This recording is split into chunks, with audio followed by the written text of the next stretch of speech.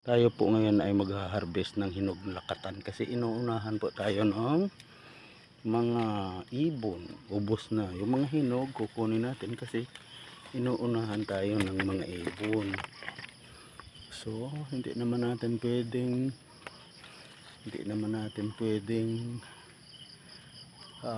patayin yung mga ibon o barilin kasi kailangan din nilang mabuhay. Parehas tayong nilalang ng Diyos, so kailangan parehas tayong makinabang sa binibigay rin ng Diyos, na itong mga prutas na ito ay binigay lang naman sa atin ng Diyos. So huwag nating suluhin.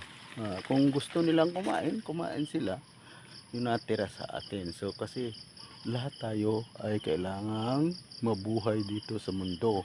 So yung mga ibon nga wala silang problema.